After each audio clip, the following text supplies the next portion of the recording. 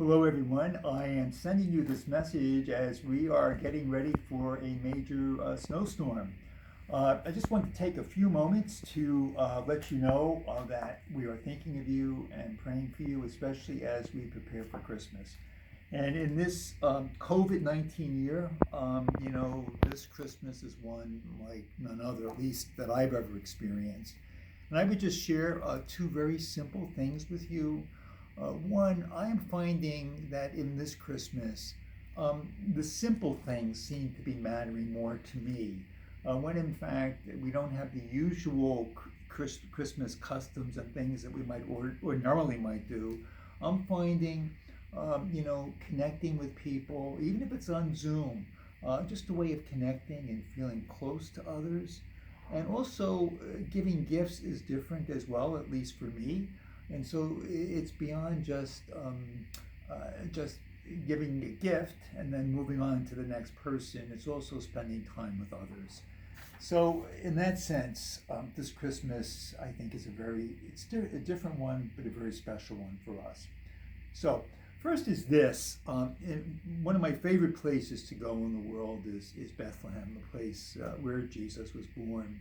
And when you go to Bethlehem to get into the Church of the Nativity, the place where we believe that Jesus was born, you go into this big church, and there's a tiny door, and it's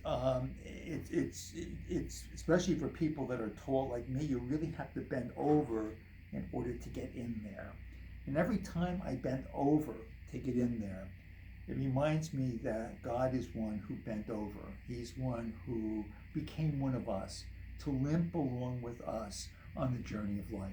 That God bent over to be with us, especially in this COVID-19 2020 and 2021 year.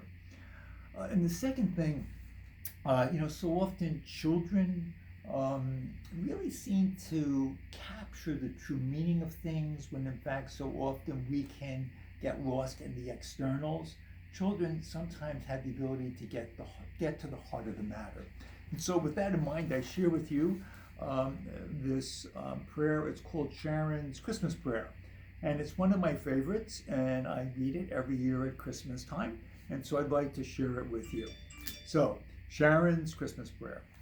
She was 5, sure of the facts, and recited them with slow solemnity, convinced every word was revelation. She said, they were so poor, they had only peanut butter and jelly sandwiches to eat, and they went a long way from home without getting lost. The lady rode a donkey, the man walked, and the baby was inside the lady. They had to stay in a stable with an ox and an ass, he.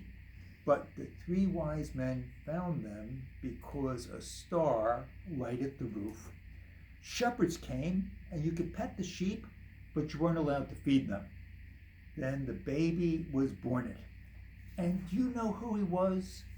Her quarter eyes inflated to silver dollars. The baby was God.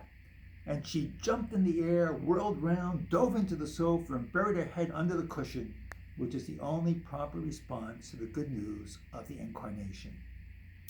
So, I'm not saying we should jump in the air and whirling around and diving into sofas and cushions, but that said, we share the excitement that our God has come with us. It has come among us. And so in the midst of it all, that really is good news.